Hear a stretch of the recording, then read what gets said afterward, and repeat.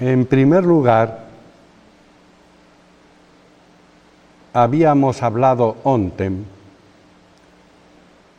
de algunas diferencias y similitudes entre Oriente y Occidente. En líneas muy generales, habíamos visto que Oriente dirigía el foco de su mente al mundo espiritual y Occidente al mundo material. Esta es una afirmación relativa, porque tanto Oriente como Occidente no forman una unidad. En Oriente y en Occidente hay muchos pueblos, naciones, e inclusive varias religiones, tanto en Oriente como en Occidente. De este modo, el panorama general, tanto en Oriente como en Occidente, no es de una unidad completa. Y cuando nosotros decimos que Oriente dirige su mente hacia el mundo espiritual y Occidente hacia el mundo material, eso no significa de que en Oriente no haya habido materialismo y que en Occidente no haya habido espiritualismo. Esto es bueno declararlo para no dar la impresión que una verdad relativa se convierte en una verdad de carácter absoluta. Tanto es así que la escuela de filosofía materialista más antigua del mundo nació en la India. Es el sistema Charvaka y subsiste en la India hasta el día de hoy. Y su antigüedad está probada porque todos los otros sistemas combaten al Charvaka desde la más remota antigüedad. Es decir, que en tiempos muy remotos ya había una filosofía materialista en la India. Y cuando digo una filosofía materialista, lo digo en el sentido filosófico. El materialismo filosófico afirma que la única realidad que existe es la realidad que vemos, con los sentidos físicos, y esa realidad es ayudada o interpretada con la mente, que también es material. El resultado de este punto de vista materialista es que no hay otros mundos, no hay tal cosa como el alma, no hay tal cosa como el espíritu, no hay tal cosa como una vida del alma antes de venir a este mundo y una vida del alma después de la muerte del cuerpo físico. El materialismo filosófico circunscribe, limita la experiencia a este mundo y dice que no hay ninguna otra cosa. Y esa escuela Charvaka en la India significa justamente eso. Es una palabra sánscrita compuesta que puede traducirse como limitado al mundo físico. No hay todo eso que de los planos, de las jerarquías, de las evoluciones en otros sistemas, eso no existe para el materialismo filosófico, tanto de Oriente como de Occidente. Por tanto, dejamos aclarado, si es que hacía falta, que cuando hablamos de Oriente y Occidente y decimos que Oriente es más espiritual y Occidente menos espiritual, siempre se habla en un sentido relativo.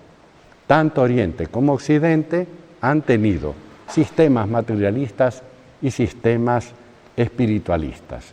Otras diferencias las vamos a ver hoy mismo.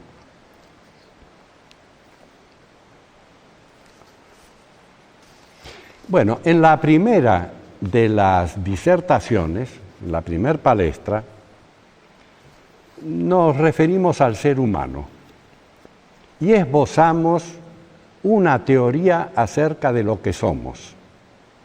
Y esa teoría acerca de lo que somos la hice desde el punto de vista de la teosofía.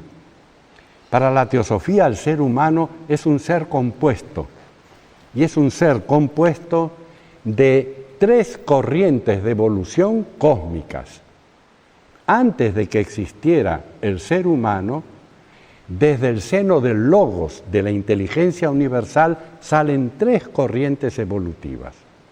Una corriente es puramente espiritual, y se refiere a lo homogéneo, a lo puro, a lo que nosotros denominamos espíritu. Otra corriente es material y se refiere a los organismos, a la organización de los organismos, no solamente físicos, también sutiles, etéreos, astrales, etc. Así hay una corriente de conciencia pura y una corriente de organización material. De alguna manera, en el mundo físico, de organización animal. Y hay una tercera corriente que cuando esta y esta han comenzado a trabajar, irrumpen, y es la corriente mental, intelectual. Es la corriente que posibilita que haya individuos y que haya autoconciencia. Esas tres corrientes se unen en determinado momento. Cada una va en su dirección, pero hacen una parábola y las tres se reúnen en un punto.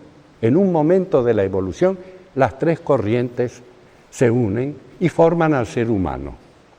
Es decir, el ser humano, desde el punto de vista de la filosofía esotérica, es un compuesto de tres elementos o tres corrientes de evolución. Toda la antigüedad nos habla de eso.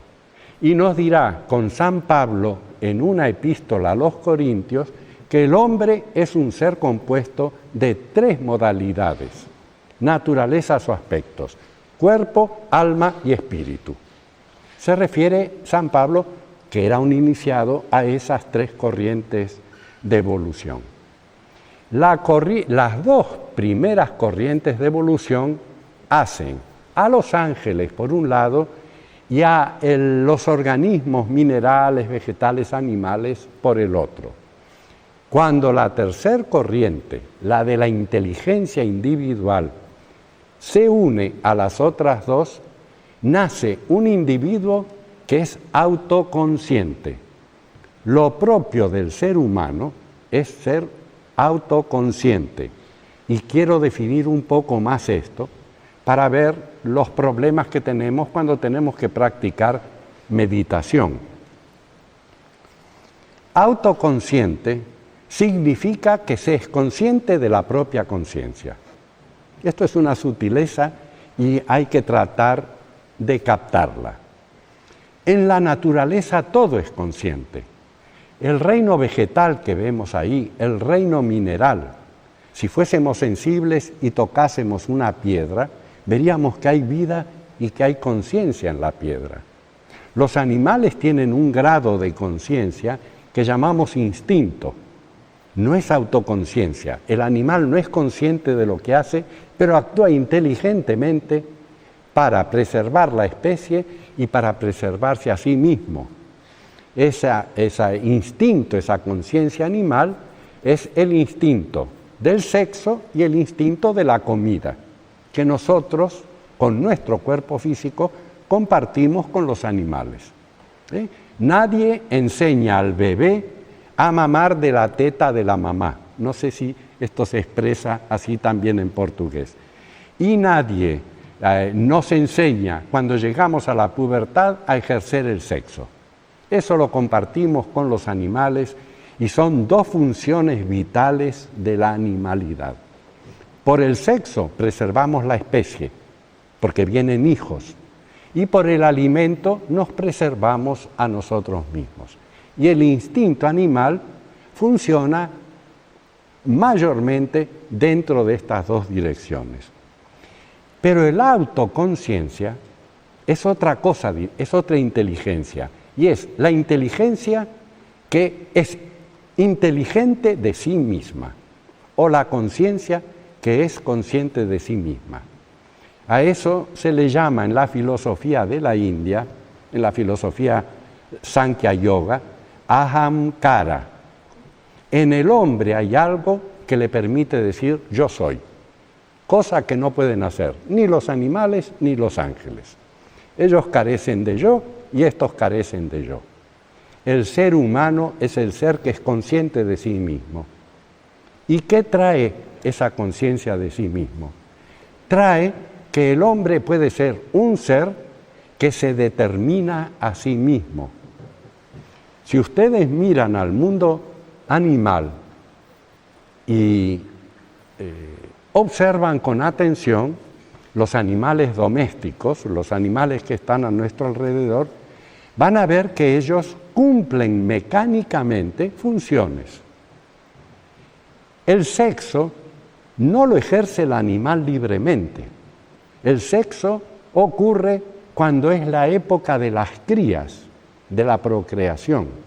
En ciertas especies la hembra entra en celo cada 3 meses.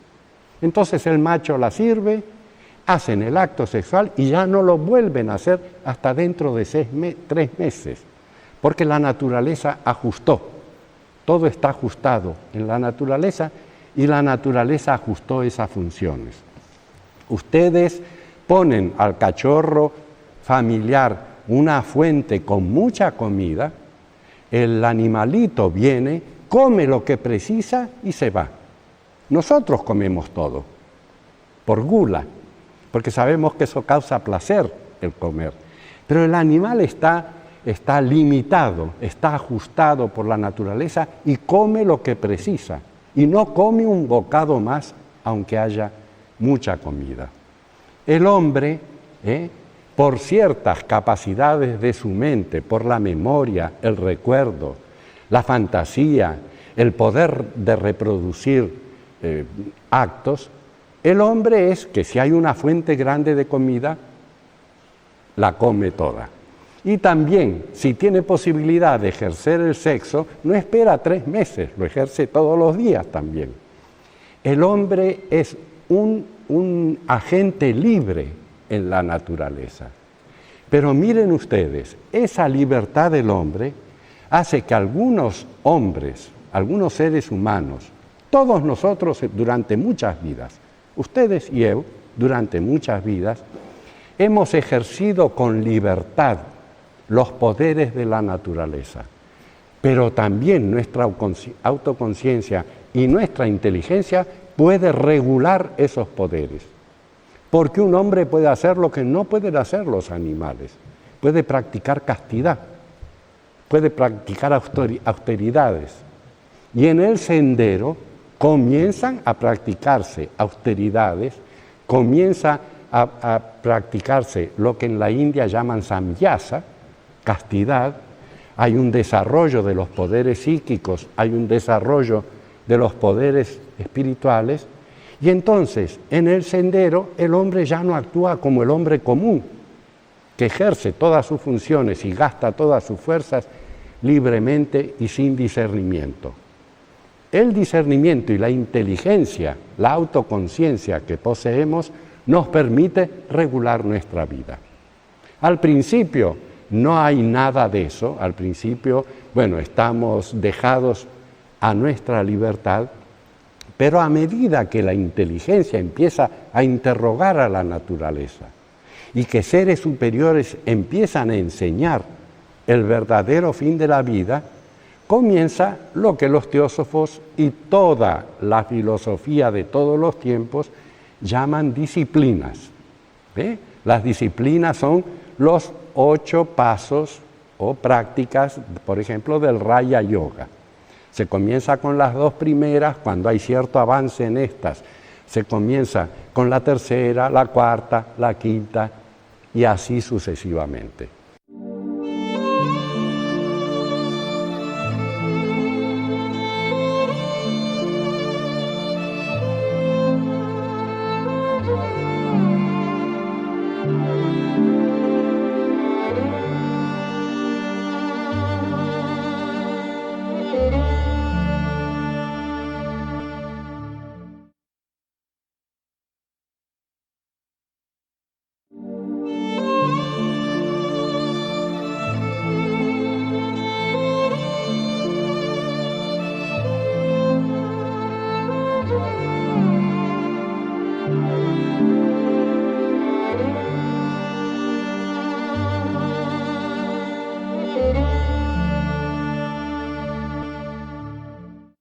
Lo que quiero dejar aclarado entonces es que con la luz de la inteligencia, de la autoconciencia, que es el resultado de las tres líneas de evolución, la espiritual, la animal y la intelectual. El hombre es un ser único en la naturaleza. Por eso en la doctrina secreta, cuando se habla del hombre, se dice el ser completo en la naturaleza. Los ángeles no son completos, los animales no son completos. Los animales tienen cuaternario inferior, pero no tienen tríada superior. Los ángeles tienen tríada superior, pero no tienen cuaternario inferior. Son incompletos. Pero el ser humano tiene tríada superior y cuaternario inferior, todo mezclado y todo actuando al mismo tiempo. Todos los planos y todas las fuerzas de la naturaleza se reúnen en esa entidad que nosotros llamamos el ser humano. Y esa entidad se pone a evolucionar en una época lejana que llamamos tercera raza raíz. En la mitad de la tercera raza raíz ya se había completado el hombre. Vienen los Makaras, los Kumaras, los señores de Venus, todas esas jerarquías mencionadas en la doctrina secreta, y todas ellas exhalan el fuego de la mente, se desdoblan. Como una célula madura se desdobla en dos células, estas grandes entidades desdoblan de ellas mismas una parte y la meten en el hombre animal. Y el hombre animal se convierte en un ser racional. Por eso, si ustedes buscan en un diccionario la definición de ser humano, todos los diccionarios del mundo dicen: el hombre es un animal racional. Es decir, tiene un cuaternario y una tríada. Eso compone al hombre. Y como los intereses de la tríada van en esa dirección y los intereses del cuaternario van en aquella dirección, es por eso que el hombre tiene briga en su interior. Hay conflicto, porque hay fuerzas que tiran hacia una dirección y hay fuerzas que tiran hacia esa dirección. El hombre tiene una evolución caótica, dramática. Nunca se ha dicho en la historia de la humanidad la comedia de la evolución humana. Siempre se ha dicho el drama de la evolución humana, porque la evolución humana es dramática. No es dramática la evolución animal, vegetal, mineral, y no es dramática la de los ángeles, que por no tener cuaternario inferior no tienen lucha. Pero en el hombre dos ejércitos luchan. El Bhagavad Gita, por ejemplo, es un poema donde se relata de una manera personalizada la lucha entre esos dos principios cósmicos. El espíritu por un lado, la materia por otro lado, y la inteligencia en medio, que está a veces tironeada para acá y otras veces tironeada para este otro lado. Porque ¿quién no sabe que en algunos momentos de nuestra vida nos comportamos como animales y en otros momentos de nuestra vida nos comportamos como dioses? En el ser humano, pues, hay la conjunción de esos elementos y el ser humano tiene en su naturaleza toda la naturaleza cósmica. Es la doctrina esotérica de macrocosmo, microcosmo.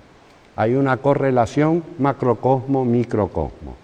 El ser humano es, diríamos, en pequeño lo que el macrocosmo es grande. El macrocosmo contiene todo. El microcosmo también. Es un microcosmo en evolución para llegar a la perfección a que está llegando el universo, a que está llegando el macrocosmo. Bueno, estas son algunas de las cosas que estamos repasando, que ya las vimos en el día de ayer, pero que las estamos repasando. Bien, en los primeros tiempos de la evolución es la edad de oro de la humanidad. En el Don Quijote de la Mancha, que es una obra muy hermosa de la literatura española, Don Quijote es invitado por una gente que cuida ganado, que cuida cabras y ovejas, y ellos le dan de su comida y Don Quijote les da un discurso. Después de la comida, Don Quijote les da un discurso sobre la edad de oro. Dice, hubo una edad de oro, le dice a esa gente sencilla, campesinos que cuidan los animales. Hubo una edad de oro en que había algo parecido a lo que sucedió ahora, porque ustedes compartieron su comida conmigo y cada uno sacó de su comida y la puso para los demás.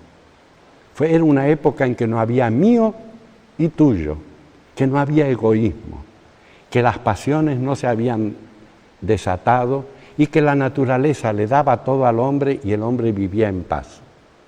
Y les dice, pero esa época se terminó porque tenía que venir otra evolución. Y la evolución era la evolución intelectual que siempre se hace a expensas de la evolución espiritual. A mayor intelectualidad, disminución de la espiritualidad.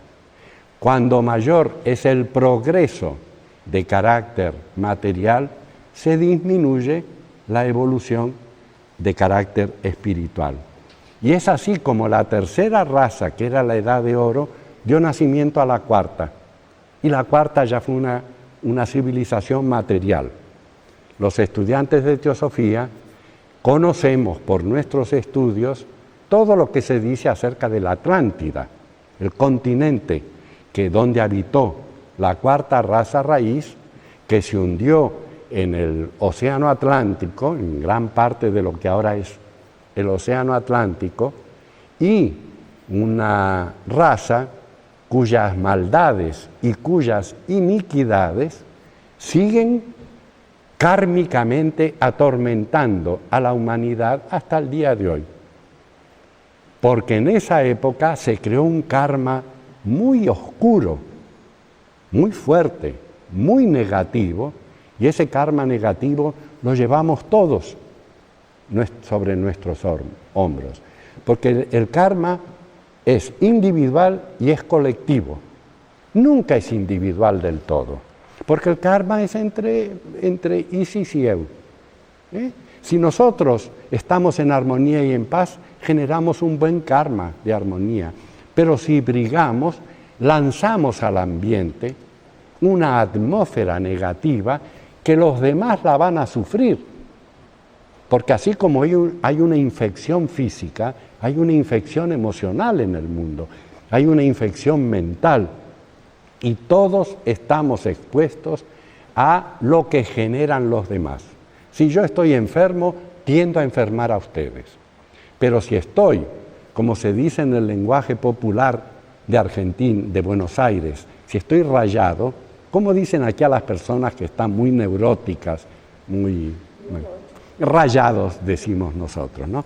Porque los discos de pasta, ustedes recuerdan los discos de pasta, si tenían una rayita, la aguja quedaba ahí y repetían siempre lo mismo, no avanzaban, estaba rayado el disco, y a una persona maniática y neurótica se le dice rayada porque está siempre con sus mismos problemas, siempre fastidiando al prójimo, ¿no?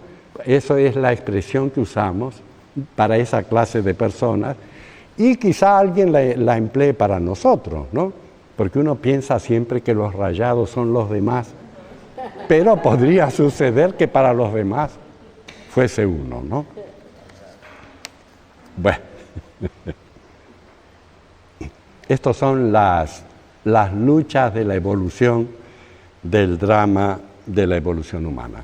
Así es que las razas van cayendo en la materia, expliqué esto, y van perdiendo su espiritualidad.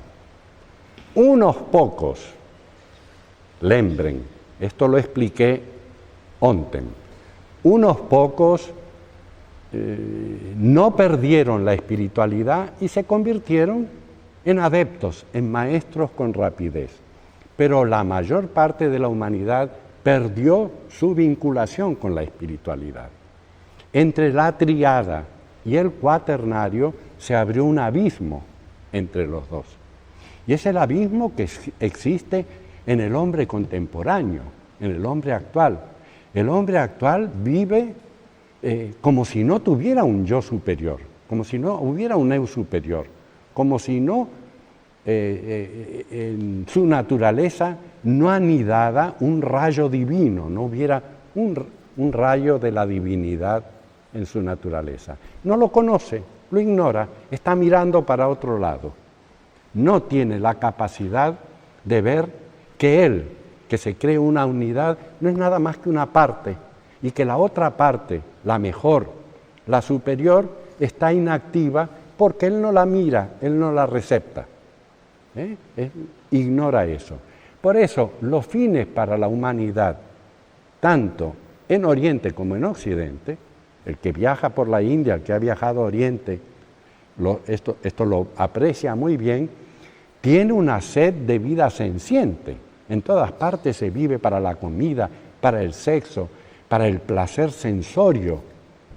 El placer sensual incluye al placer sexual. El placer sensual es más amplio que el placer sexual.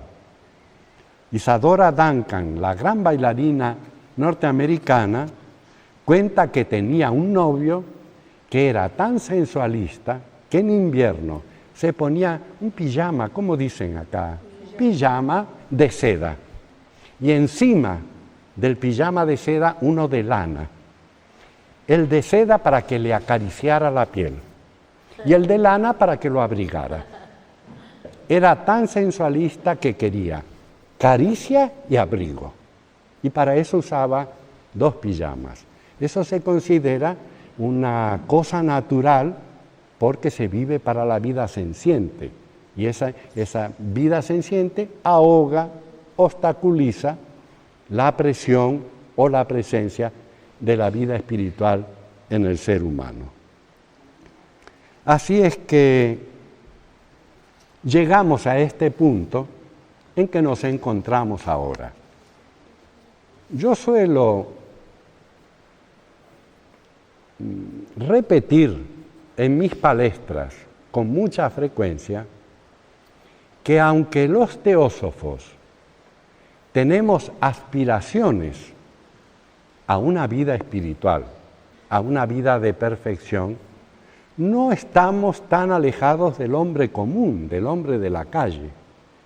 Y el hecho es que hacemos las mismas cosas muchas veces en la vida que hacen los seres comunes. Brigamos, tenemos apetencias, ambiciones, sofocamos, etc. Esas cosas las hace el hombre común y también son deficiencias que tenemos los estudiantes de teosofía.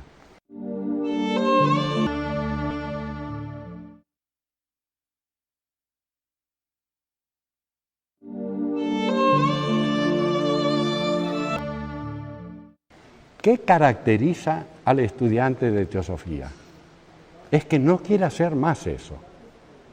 Mientras que el hombre común está conforme con su vida, no tiene autocrítica, el teósofo ya ganó algo, tiene autocrítica, ya no está conforme con sí mismo. En Buenos Aires, hace ya muchos años, y un día llegué a la Sociedad Teosófica y salía un hermano probado y muy apreciado en la Sociedad Teosófica. Él ya era más grande que él. Él era apreciado por su trabajo en la sociedad y salió con el rostro ceñudo, adusto, como de disgusto. Y yo le dije, ¿qué pasó? Le dije que su rostro denotaba enojo. ¿Qué pasó? ¿Con quién peleaste? ¿Qué es lo que ocurrió? Y él me dijo, no peleé con nadie, pero estás enojado, estás zangado, no sé cómo se dice aquí. Y él me dijo, sí, pero conmigo mismo. No estaba enojado con nadie, más que con él mismo. Es decir, esa es una característica del que aspira al sendero. Ya no le echamos toda la culpa al otro. Estamos viendo nuestras propias deficiencias y créanme que la actitud de ver nuestras propias deficiencias es un paso muy grande, porque cuanto más infantil y menos evolucionada es una persona, no se le puede hacer una crítica. La crítica la reciben los espíritus grandes, muy evolucionados.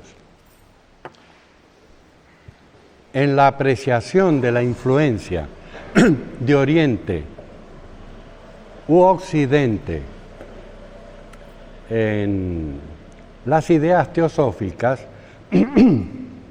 uno no puede dejar de ver y de aceptar también que Oriente tiene una influencia algo más grande que Occidente. Y en lo que tratamos esta mañana se ve. La meditación es un sistema oriental. Es adoptado por todos los teósofos del mundo, o por lo menos por aquellos teósofos que quieren practicar meditación.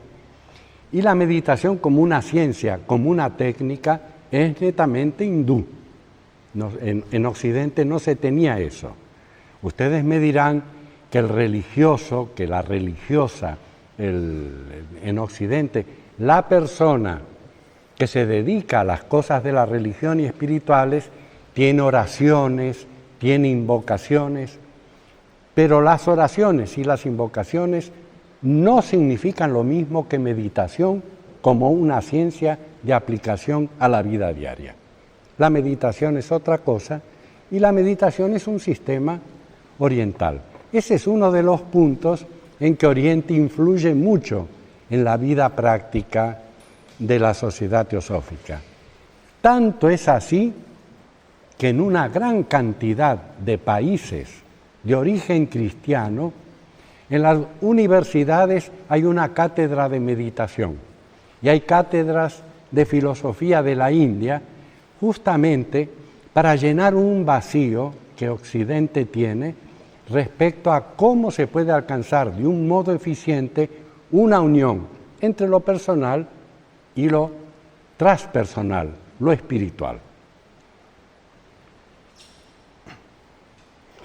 Bueno, como hoy la mañana ha estado un poco accidentada, voy a saltar una parte de mis reflexiones y vamos a ir entonces directamente a la escuela de la India que ha creado un sistema científico de meditación. Y esa escuela de filosofía se denomina Sankhya Yoga. Vamos a explicar un poco una plataforma sobre esto.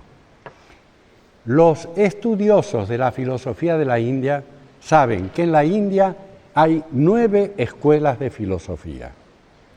6 de esas 9 se consideran ortodoxas y 3 heterodoxas. Nosotros, yo manejo los términos ortodoxo y heterodoxo, pero no sé si en Brasil se manejan exactamente igual, ¿no? Los 6 sistemas ortodoxos de la India se supone que aceptan la autoridad del Veda, y el Veda son las escrituras religiosas de la India, las escrituras védicas.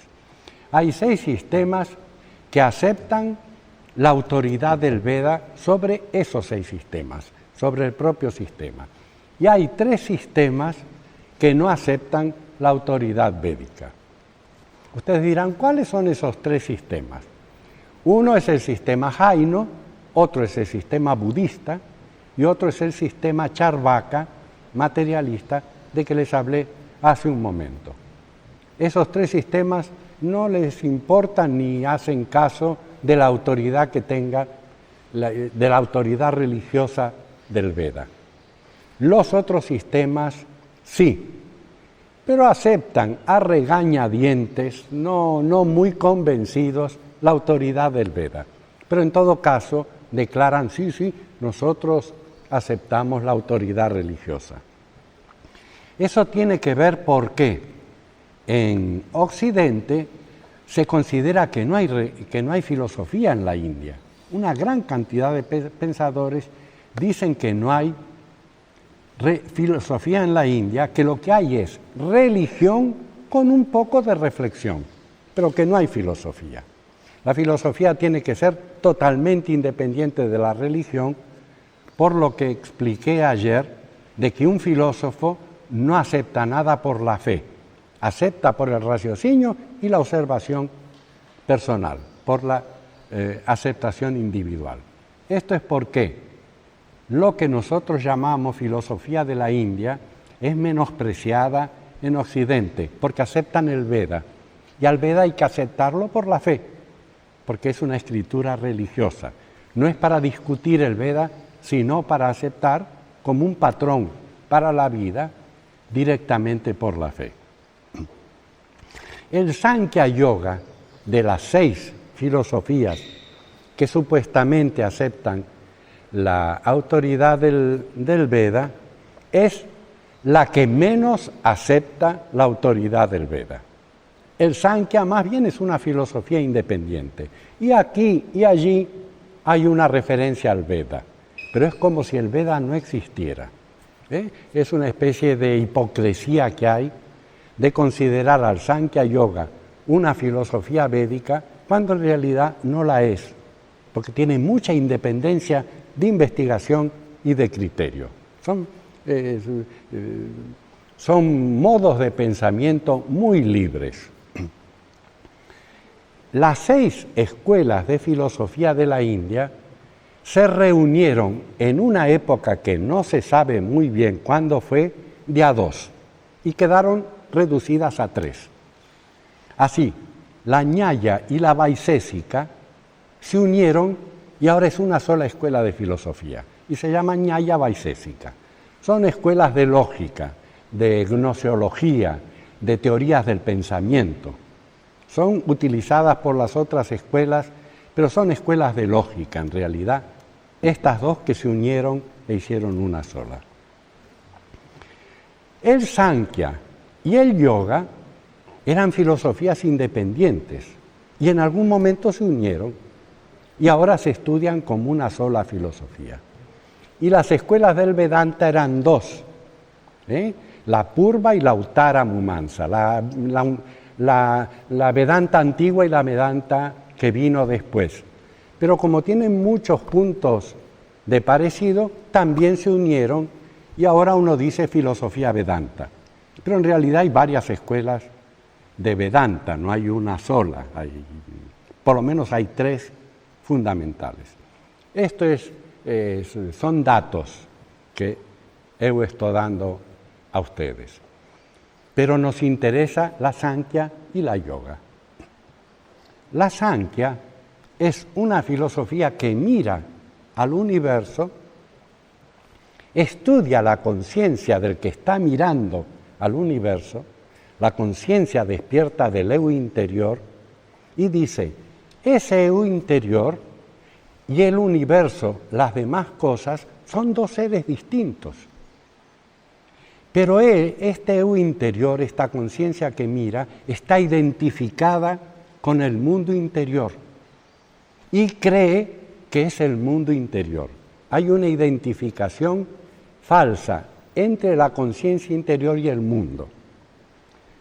Y ellos ejemplifican eso diciendo, cuando un ser humano dice, eu como o eu fumo, en realidad el eu no está ni comiendo ni fumando, es un ser aparte. Lo que está ejerciendo esas funciones es el cuerpo, es prakriti, es la materia. El eu está aparte y si se da cuenta de que él no come, que él no fuma, que él no piensa, etc., puede volver a su estado original, sin ilusiones. Esta escuela Sankhya dice que el mundo nos embruja, nos da ilusiones y que nosotros nos identificamos con él. Y decimos, ahora soy joven, ahora soy adulto, ahora soy viejo, se muere, se nace. Quienes leen el Bhagavad Gita deben recordar que Krishna le dice a Arjuna, el eu, el purusha, el ser interior, no nace ni muere. No lo quema el agua, no lo quema el fuego, no lo moja el agua. No está sujeto a los cambios de la materia. Es un ser libre e independiente. Esta es una de las grandes lecciones del Bhagavad Gita. Krishna habla en ese pasaje como un filósofo del Sankhya. El filósofo del Sankhya dice que este mundo es real, pero que el espíritu que mira este mundo también es real y diferente. Y es una escuela dualista. Dice que el espíritu y la materia son reales, pero que son diferentes. De manera que en un momento de la evolución y durante muchas encarnaciones, uno se identifica con la materia y cree ser eso. Por eso decimos, soy viejo. Pero el espíritu no es ni viejo ni joven, porque no nació nunca, es eterno. Y está más allá de las distinciones del tiempo y del espacio.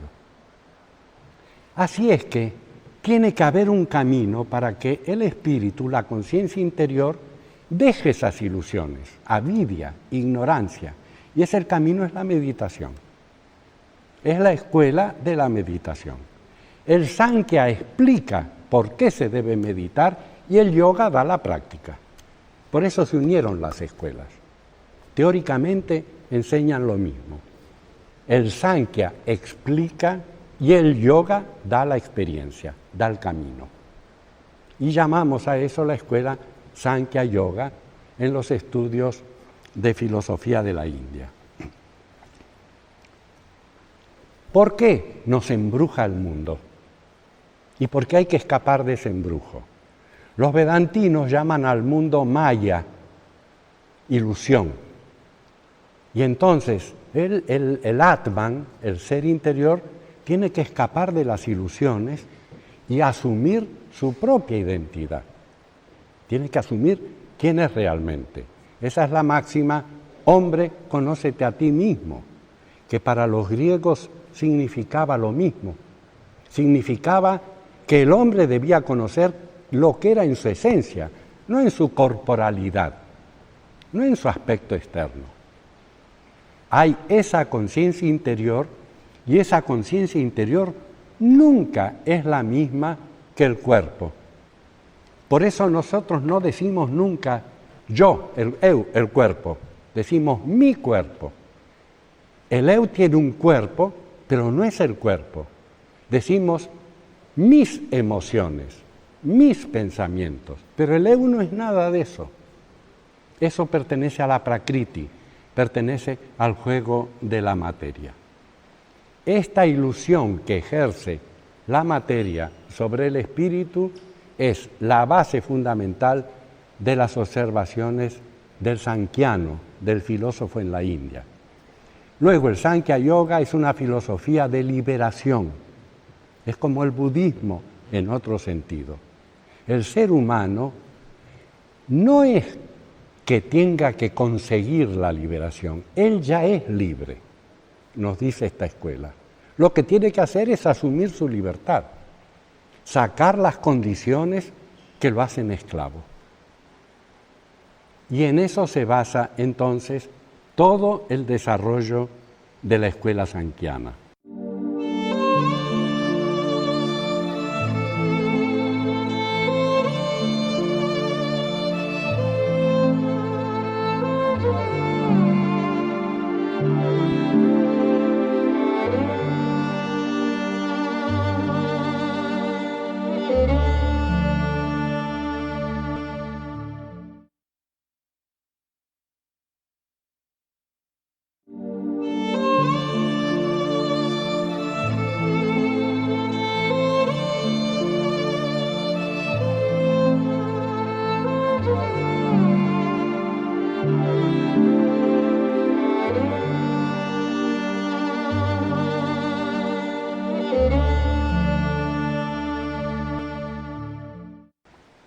Esto es de mucha importancia para el estudiante de teosofía, porque la teosofía, en su aspecto evolutivo, se acerca más al Sankhya que al Vedanta. Y voy a explicar por qué esto es así. Es importante esto porque todos nosotros actuamos en la sociedad teosófica, actuamos en una logia o rama, como se le llame, recibimos público y hay que dar explicaciones claras e inteligencias a los visitantes que están viniendo para encontrar luz, para encontrar explicaciones claras y verdaderas. El saber teosófico dice que la realidad última es una, pero que periódicamente y cíclicamente en su seno hay una polarización. Y llama a esa polarización Prakriti y Brahman. Mula Prakriti y para Brahman en la doctrina secreta. Los que estudian la doctrina secreta saben cómo esa primera polarización se denomina Mula Prakriti Brahman. No, esto no es un curso sobre la doctrina secreta y no puedo estar explicando términos. Uso los términos indispensables. Yo hace muchos años que casi no uso términos en sánscrito porque eso confunde mucho al público y hay que estar explicando el significado de cada término. Entonces las palestras se hacen interminables y cansativas, ¿no? Uno puede explicar en el idioma de uno los equivalentes. Esa polarización indica de que la unidad eterna se quebró y ya hay dos, Brahman y Prakriti. Y entre Brahman y Prakriti se teje el universo. Es como el polo norte y el polo sur de la Tierra. Toda la Tierra está entre el polo norte y el polo sur. Todo lo que existe, todo el universo y todas las criaturas son criaturas que tienen espíritu y materia. Desde el mineral hasta los grandes Dian Shohans, todos son criaturas de espíritu y materia.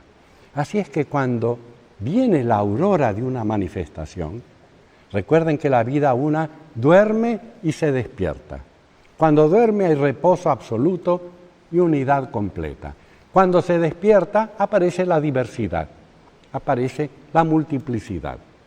Y la multiplicidad aparece porque hay una polarización, y esa polarización la llamamos espíritu y materia. A partir de ahí empiezan las jerarquías superiores, los planos superiores, y después el universo, con toda su complejidad y toda su diversidad, se va tejiendo. Y aparecemos todos nosotros, aparece esta multiplicidad de carácter universal. El Sankhya dice lo mismo. El Sankhya dice que hay una Prakriti, una materia original, y que cuando al principio de una evolución el Purusha mira a la Prakriti, por el hecho de mirarla hace que la Prakriti, la materia, cambie y empiece a producir cosas. La señora Besant pone como ejemplo la química y la acción llamada catálisis.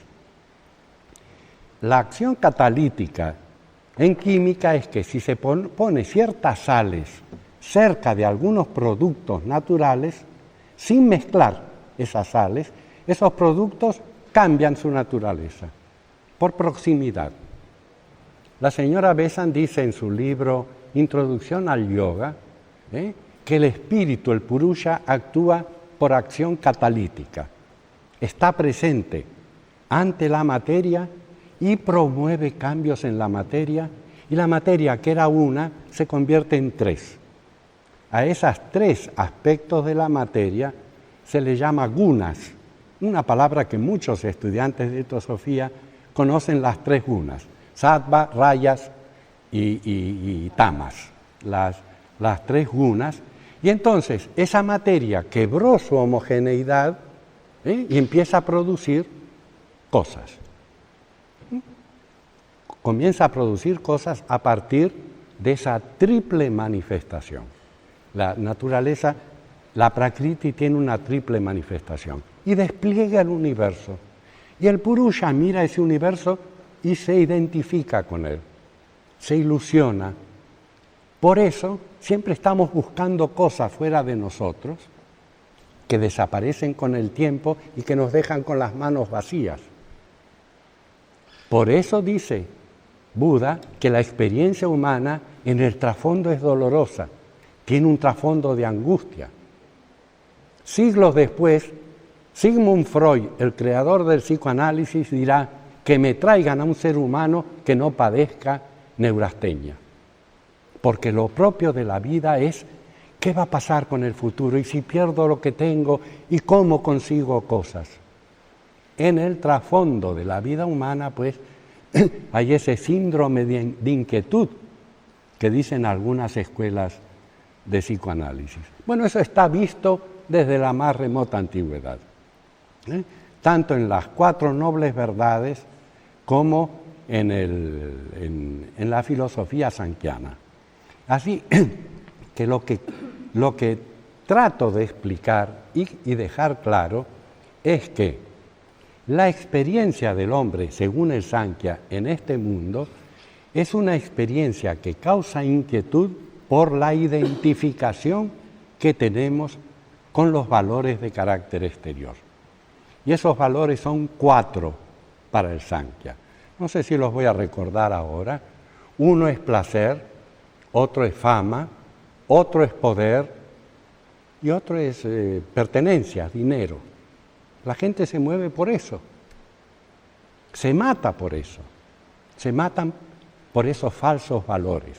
Nos matamos, porque no somos tan santos los teósofos, que también no incurrimos y no estamos afectados por esos valores de carácter mundano. Y esos valores de carácter mundano, la inteligencia evolucionante un día dice, estos son valores falsos. Si tengo el valor del espíritu, ¿por qué me preocupo por tener esto que puedo tener entre mis manos cuando tengo todo el universo, porque soy un espíritu universal? ¿Por qué me vuelvo loco por lo poco cuando tengo todo? Entonces se suelta de la mano esto y se va en búsqueda del todo, de la plenitud, de la vida universal y espiritual que caracteriza a los adeptos. Si se lee con atención las cartas de los maestros, hay esa carta memorable donde dice, usted conoce a un Kutumi, que tiene una barba y un turbante, pero hay otro Kutumi, ese es incondicionado, y este es con condiciones. Y el incondicionado usa este para tener alumnos y darles clases y enseñarles. Pero ese no es el verdadero es el otro. Es decir, pues, que esta postura del Sankhya Yoga es una postura que se acerca mucho a la explicación de la vida y a los fines de la vida. Bueno, ustedes me dirán, ¿y la teosofía entonces por qué en vez de crear una sociedad teosófica no se creó una sociedad para el estudio del Sankhya Yoga? Y nos evitábamos todos los problemas. Si es lo mismo, no es lo mismo. La sociedad teosófica no es lo mismo que el Vedanta, no es lo mismo que el Sankhya, no es lo mismo que nada de lo que existe. Y tiene diferencias fundamentales con cualquier sistema, inclusive con el budismo exotérico. Tiene diferencias con todos ellos y el estudio profundo de la teosofía nos va haciendo ver las diferencias y por qué se formó una sociedad que no está pegada a ninguna religión, a ninguna escuela de filosofía, pero que las estudia todas, que las aprecia todas y que de cada una de ellas saca una porción de la verdad. Eso es lo que decíamos ayer, que uno es buscador de la verdad. Y no olviden el lema de la sociedad teosófica. Y el lema es, no hay religión más elevada que la verdad. Y el teósofo tiene esa religión, la de la verdad. Es un buscador, es un filósofo. Está detrás de la verdad donde quiera ella se encuentre. ¿Cómo escapamos del embrujo? ¿Cómo escapamos del poder que tiene la prakriti, el universo organizado? ¿Cómo escapamos? Bueno, primero hay que darse cuenta de que uno está embrujado. Antes de que se interrumpiera por la falta de luz mi conversación, yo explicaba que la diferencia entre un teósofo y un profano es que el teósofo se da cuenta de que es imperfecto y está desconforme consigo mismo, quiere perfeccionarse. Y el profano está satisfecho de cómo es. Por eso el teósofo nunca golpea sobre la mesa y dice, yo soy como soy, a mí no me cambia nadie y no voy a cambiar nunca. Nunca decimos eso, porque estamos conscientes no solamente que la vida nos va cambiando, sino que debemos cambiar voluntariamente, inteligentemente. Estamos en una necesidad de cambio interior. Esta es la diferencia. Después tenemos los mismos defectos del hombre profano, pero ya hay un darse cuenta de que esa no es la finalidad de la vida, que hay que ir para otro lado. Y Alfredo me vino acá a conversar y me recordó algo que le dijo el señor Sri Ram, esta figura tan señera en la teosofía, cuando él le preguntó qué puede hacer para sacar un defecto de encima. Y Sri Ram le dijo a Alfredo, si tú te das cuenta de que tienes ese defecto, ya tienes el 50% ganado. Porque para saber a dónde quiero ir, tengo que saber dónde estoy. Y la autocrítica le molesta mucho a la personalidad. Personalmente la autocrítica molesta mucho. Yo voy a hablar de esto en Brasilia. Por eso cuando alguien nos lleva a la contraria nos enojamos. Estamos muy autodefendidos. Así que primero es darse cuenta. Hay un darse cuenta. Y después aplicar lo que yo llamaría los remedios. Y los remedios los da la Escuela Sankhya, los da Sankaracharya, y se encuentran inclusive en todas las escrituras religiosas del mundo. Y eso va a ser lo que vamos a hablar a la tarde, los pasos para obtener una mente meditativa. Y por esta mañana termino.